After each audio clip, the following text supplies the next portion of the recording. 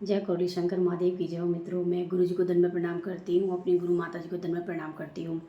तो जैसा कि जो मेरा आज का टॉपिक है वो आपको टाइटल देखकर पता चल गया है, लेकिन वीडियो को बिल्कुल भी स्किप ना करें और वीडियो को आप अंत तक देखें।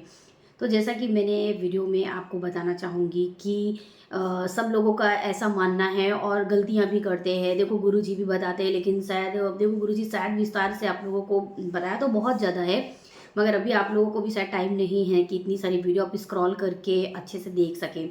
मैं भी टाइम बहुत वक्त बर्बाद नहीं करती हूँ और आपको बहुत शॉर्टकट में आपको मैं रिप्लाई करूँगी।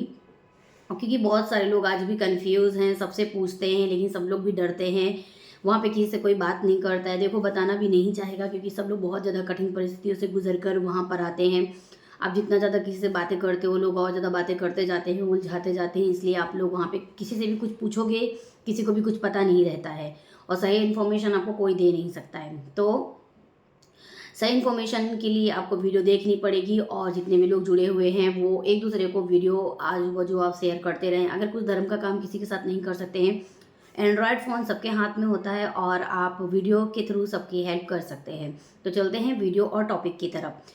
तो जैसा कि डीएनए वर्ड जो है ना, अगर हम साइंस को उठाकर समझते हैं, जो पढ़े लिखे हैं वो साइंस समझ रहे हैं, लेकिन जो नहीं है वो चलो साइंस एक बार समझ लो। जो हम किताब में पढ़ते हैं ना, तो एक डीएनए एक वर्ड होता है। मतलब डीएनए एक देखा जाए तो बहुत बड़ा शब्द है कि जैसे कि हमारे माता पिता हैं, जब हम पैदा होते हैं तो हम पैदा होते समय हमारे जो एक शुक्राणु और एक जो हमारी बॉडी का जो पूरा एक स्ट्रक्चर हमारा बना हुआ है, वो एक डीएनए पार्ट से कि हम बता सकते हैं कि हमारे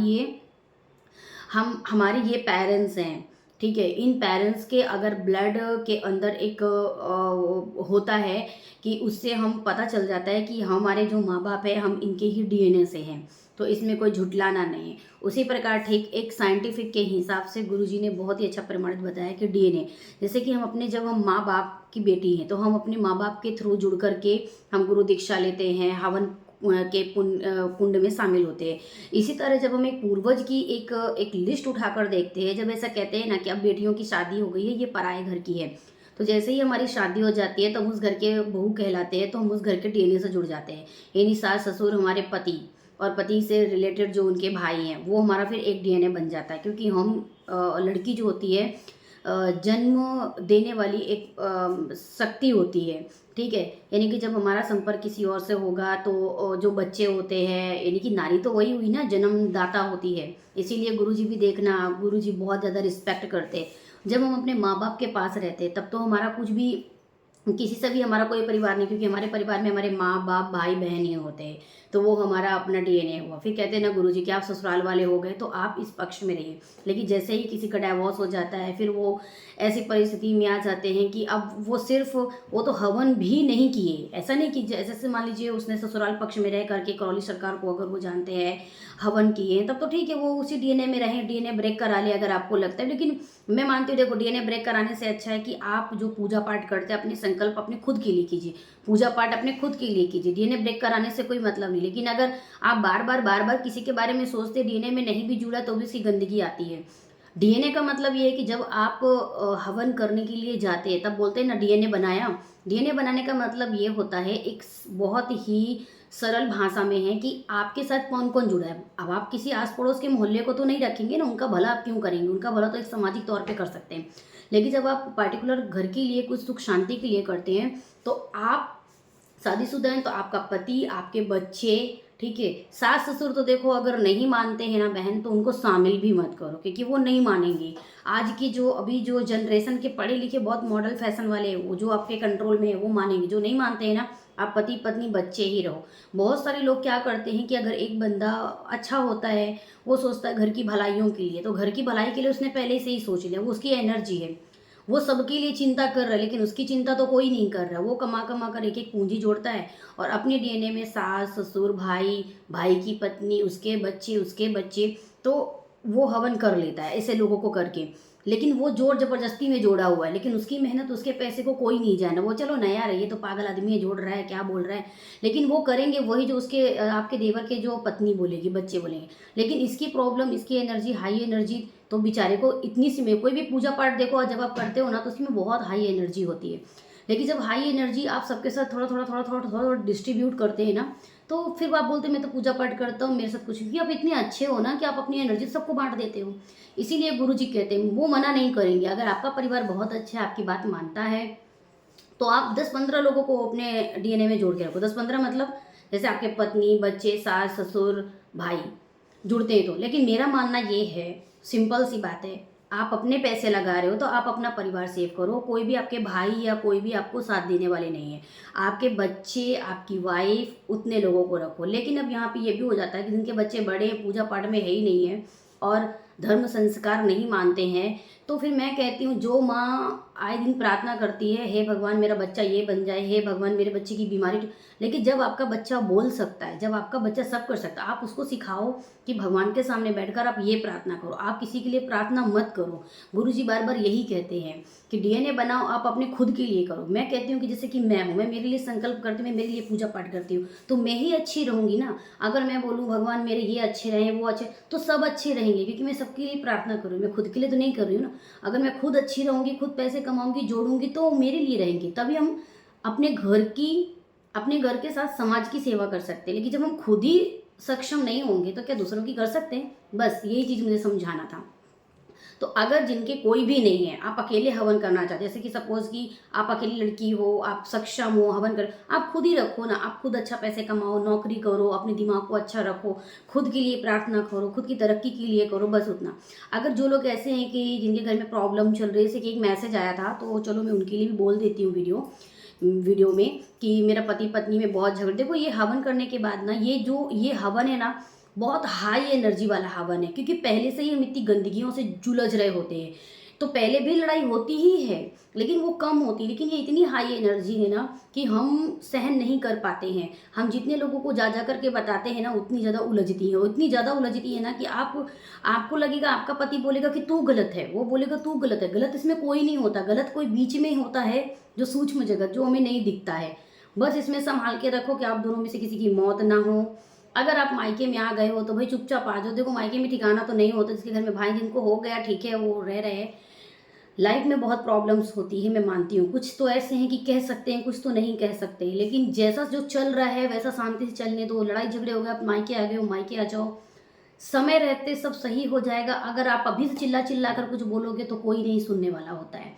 आपकी अपनी प्रॉब्लम खुद से सॉल्व करनी है। आपकी अपनी प्रॉब्लम खुद की प्रॉब्लम है। जितना डिस्ट्रीब्यूट करेंगे उतनी ये प्रॉब्लम बढ़ती है। हो सकता है कि घर के बहुत सारे लोग भी इंक्लूड रहते हैं, अभी कोई नहीं जानता। तंत्र मंत्र, सूक्ष्म जगत, पित्र सब रहते हैं। कुछ तो मनाते हैं, अरे कब इसकी बहू जाए और मैं हंसूं। तो देखो आपके पर्सनल झगड़े हो गए, लेकिन अभी झगड़ झगड़ के कुछ मिलने वाला नहीं है। आप वहाँ से उस झगड़े को एंड करके आगे बढ़ने की कर दो, क्योंकि जो झगड़े हैं वो चलने ही वाले हैं और वो वहाँ पे रुके ही हुए हैं। इससे बेहतर कि लाइफ तो रुकने वाली नहीं है। आप भगवान का भजन कीजिए, जैसा कि गुरुजी बोलते हैं, बहुत ज़्यादा फालतू मंदिर में मत जाइए। भोलेनाथ, माँ कामाख्या, माँ सत्य स्वरूपा, मेरी अम्बे माँ, सब हैं, आप उनको प्रणाम कीजिए, शक्ति मांगिए, शक्ति पीठ में जाइए जब भी आपको लगता है। और जो बार बार जो प्रॉब्लम है उसकी स्मृतियाँ दिमाग में मत बनाइए, क्योंकि आप वही सोचोगे वही होगा। लड़ाई झगड़े सोचोगे। अगर आपको लगता है कि झगड़ने वाला इंसान है, आपको गलत बोल रहा है, तो आप जितनी ज़्यादा प्रॉब्लम शेयर करोगे, प्रॉब्लम बढ़ती है, घटती नहीं है। वो चीज़ को जब आपको पता है कि ये प्रॉब्लम है ही है, वो प्रॉब्लम को वहीं पे ब्रेक कर दीजिए। आगे आप देखो कि आप क्या करें। अगर आप पढ़ रहे हो तो पढ़िए, आप जॉब करो तो जॉब करिए, कुछ काम करो तो करिए। खाना है, सोना है, तबीयत में ध्यान देना। आप एक ने बोला मेरे पति पत्नी में झगड़े, देखो ऐसा कोई घर नहीं है। शादी होने के बाद सबकी यही प्रॉब्लम। मैं नहीं बोलती कि किसी का पति खराब है, किसी की पत्नी खराब है, कोई खराब नहीं होता है। खराब जो होते हैं वो होते ही हैं। और पति पत्नी का रिश्ता ऐसा है ना कि न जीने देते हैं न मरते। लेकिन एक वक्त जब ऐसा आता है ना, 40 साल की उम्र, तब प्यार आएगा। लेकिन ठीक है, थोड़ा थोड़ा थोड़ा थोड़ा अभी यहाँ पे ब्रेक कर देना चाहिए और आगे की जीवन में जीना चाहिए, भगवान का भजन करना चाहिए, ठीक है। और गंदे लोगों से कम मिले। अपना जो भी दुख चल रहा है वो लोगों, कुछ गलत लोगों को शेयर मत कीजिए। चल सबके जीवन में रहा होता, वो आपको गलत ही सिखाएंगे। कोई आपको ना ही पैसे देने आने वाला है, ना ही कुछ देने आने वाला है। बस प्रॉब्लम सुनेगा, अभी बोलेगा मेरी भी यही प्रॉब्लम है। वो सिर्फ इसलिए सुनते हैं, वो देखने के लिए, अरे जो इसके में चल रहा है वो तो मेरे में भी चल रहा है, मतलब दुनिया में यही चल रहा है। देखो दुनिया में यही चलता है। और अगर आपको लगता है कि हवन करने के बाद ऐसा हो, तो हवन करने के बाद जो गंदी शक्ति ना इतनी भड़बड़ा कर बाहर निकलती है ना, कि वो आपको मारने आती है। पति पत्नी को इसलिए मारने आते हैं क्योंकि पता है कि तुम दोनों ने मिलकर हवन किया है, तुम दोनों ने मिलकर जो हाई एनर्जी है वो बर्दाश्त नहीं कर पा रही है, ठीक है। तो गलत चीज़ नहीं है, हवन करना कुछ गलत नहीं है। पूजा पाठ जो इंसान जितना करता है, अध्यात्म की तरफ भागता है, बहुत लड़ाई होती है। कुछ गलत लगे तो आप ओम नमः शिवाय कीजिए। जो प्रॉब्लम हो रही है आप वो रियलाइज़ कीजिए कि आपने किसके बारे में नाम लिया, किसके बारे में सोचा है, ठीक है। मेरा ऐसा नहीं है कि मेरे साथ घटनाएं नहीं चल रही, मैं सारी घटनाओं को भूल करके आगे बढ़ रही हूँ। मैं भी इंतजार कर रही हूँ, देखती हूँ ये परेशानी कब तक पीछा नहीं छोड़ेगी, ठीक है। सूक्ष्म जगत होता है, हमारे दिमाग को पागल कर देता है। हम अच्छे खासे पैसे कमा रहे होते हैं, जीवन अच्छा चल रहा होता है, एक इंसान को पागल कर देता है। क्या करोगे आप? आपके पति को ही पागल कर देगी तो औरत क्या कर सकती है? जितने जगह लड़ोगे बोलोगे कुछ समाधान नहीं होने वाला, क्योंकि आपको जब पति ही दिमाग से पागल हो गया तो अब क्या करोगे बहन? तो जैसा आपको शांति से लगे सीधा मायके में आके बैठ जाओ, कुछ दिन के लिए रिलैक्स करो, शांत रखो, जितना भी हो सके भोलेनाथ से पूजा पाठ करो, वो प्रार्थना करो, बोलो ये समय है। अगर दुख है तो सुख आएगा, सुख है तो थोड़े से दुख तो आएंगे ही आएंगे, ठीक है। किसी को ज़्यादा आते हैं, किसी को कम आते हैं, किसी को एकदम आते हैं, किसी को बर्दाश्त नहीं होता, लेकिन क्या करें। लेकिन जो भी होगा अच्छे के लिए। लेकिन आपने अगर हवन किया है तो आप ये शंका मत कीजिए, जो आपके साथ हो रहा है ना वही थोड़ा सा, थोड़ा नहीं मेरे साथ भी बहुत हुआ है। और यही शब्द सब लोग बोलते हैं कि सबके साथ हुआ, क्योंकि हाई एनर्जी है। हाई एनर्जी के साथ जब गंदी एनर्जी टकराती है ना वो इसी तरह करते हैं, क्योंकि हम एक मनुष्य हैं और ऐसे मनुष्य हैं कि हमने भी पूर्व जन्म से लेकर इस जन्म में लेकर के पता नहीं छोटी छोटी छोटी छोटी क्या घटनाएं घटी हैं। तो देखो आपको लग रहा है कि सब कुछ बहुत, लेकिन मैं आपको समझाऊं कि अगर 2 वक्त का आपको खाना मिल रहा है, कपड़े मिल रहे हैं, तो समझो कि दुख आप काट सकते हो। लेकिन अब वो जीव जंतु को सोचो कि जो आपके पैरों तले आकर के रोज कुचल जाते हैं, मर जाते हैं। वो तो रोज प्रार्थना करते हैं कि भगवान जो 84 लाख योनि है मुझे उससे काट के मुझे इंसान बनाओ, ताकि मैं 2 आंख से देख सकूं, मुंह से बात कर सकूं और हाथों से खाना खा सकूं और पैरों से चल सकूं, ठीक है। तो यही सारी चीज़ें, लेकिन हमारे पास है ना, अगर आपके पास 2 वक्त का खाना मिल रहा है, सिर पे छत मिल रही है, ये तो मैं तो कहती हूँ जो थोड़े वक्त हैं, टाइम है 24-24 घंटे के जो एक दिन होते हैं वो फटाफट फटाफट काट लो। अगर दुख है तो कंटिन्यू दुख नहीं रहेगा, सुख है तो कंटिन्यू नहीं रहेगा। इसी को जीवन संसार बोलते हैं और इसी को ही धरती में आना बोलते हैं। तो शायद आपने मेरी बातों को समझ गए होंगे। तो ये जो वर्ड थे ये भी डीएनए से जुड़े हुए हैं। आप जिस डीएनए से जुड़े हो आपको लग रहा है अपने पति को बार बार याद करो, देखो आपका पति आपको याद नहीं कर रहा, अभी इस समय वो पागल है। तो आप वहां से ब्रेक करके आप सोचो कि आप अपने लिए क्या सोच सकते हो, आप अपने आप को बदलो। आप हो सकता है कि शायद आपके मम्मी पापा कुछ नया सिखा रहे हो, अगर आपने नहीं सीखा है, असी को जॉब कर रहे हैं तो जॉब में फिर से आ जाओ, कंटिन्यू धीरे धीरे धीरे धीरे कर दो। आप अपनी आंखों से दुनिया देखने लगेंगे, क्या फर्क पड़ेगा धीरे धीरे, ठीक है।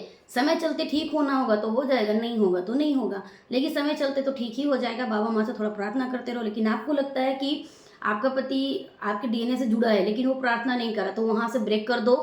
ब्रेक मतलब संकल्प, आपको डीएनए से नहीं हटना है, लेकिन प्रार्थना सिर्फ आप अपने लिए करो कि बाबा माँ मैं ठीक रहूँ, मैं अच्छी रहूँ, मैं अच्छी आत्मा हूँ, मुझे आगे बढ़ना। तो आप आगे बढ़ोगे तो दुनिया की कौन सी ताकत आपको रोक सकती है। बस मैं यही कहना चाहती हूँ। तो डीएनए का यही मतलब है। अगर हो सके तो अगर जब आप अकेली हैं तो अकेले ही हवन कीजिए। अगर अकेली नहीं है, डीएनए में है, तो आप अपने लिए ही प्रार्थना कीजिए। ये नहीं कि सब ठीक हो जाएं।